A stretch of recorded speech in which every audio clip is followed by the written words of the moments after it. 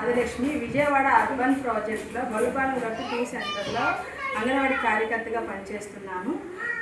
3 నుంచి 6 సంవత్సరాల పిల్లల్లో మెదడు 80% అభివృద్ధి చెందుతుంది. విద్య అనేది సమగ్ర అభివృద్ధి ద్వారా జరుగుతుంది. అవి 6 రకాలు: భాషాభివృద్ధి, శారీరక అభివృద్ధి, మేధాభివృద్ధి, గణితాభివృద్ధి, సామాజిక మరియు భావోద్వేగ అభివృద్ధి, సృజనాత్మకత. అందులో మొదటిది శారీరక అభివృద్ధి. శారీరక అభివృద్ధిలో పిల్లల్లో కోశలు గుచ్చడం, కాగితాలు చించడం, ఉండలు చేయడం ద్వారా సూక్ష్మ కండరాల అభివృద్ధి జరుగుతుంది. అలాగే స్థూల కండరాల అభివృద్ధి: బంతిని విసరటం, పట్టుకోవటం, పడిపోకుండా బ్యాలెన్స్గా నడవటం, పరిగెత్తడం, దూకడం ద్వారా స్థూల కండరాల అభివృద్ధి జరుగుతుంది.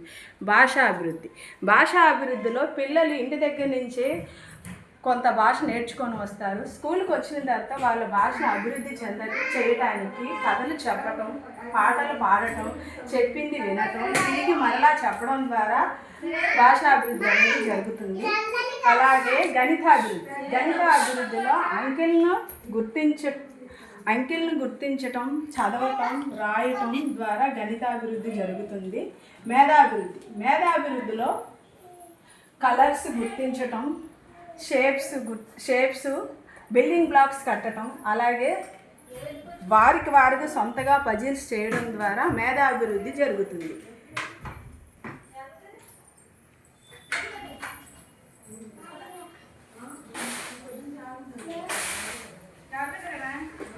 సామాజిక మరియు భావోద్వేగ అభివృద్ధి: ఇందులో ముఖ్యంగా పిల్లల కోపం, బాధ, ఆనందం, విచారం, ఆశ్చర్యం వంటి భావోద్వేగాల ద్వారా వాళ్ళ భావాలను వ్యక్తపరుస్తారు. అందులోని భాగంగా బంధాల గురించి తెలుసుకోవడం, ఉమ్మడిగా కూర్చొని మాట్లాడడం, స్వేచ్ఛగా ఆడుకోవడం ద్వారా సామాజిక భావోద్వేగాలు వ్యక్తపరచడం ద్వారా సామాజిక అభివృద్ధి జరుగుతుంది. మంచి అలవాట్లు నేర్చుకోవడం ద్వారా కూడా సామాజిక అభివృద్ధి జరుగుతుంది. అందులోనే సృజనాత్మకతలో ముద్రలు వేయటం,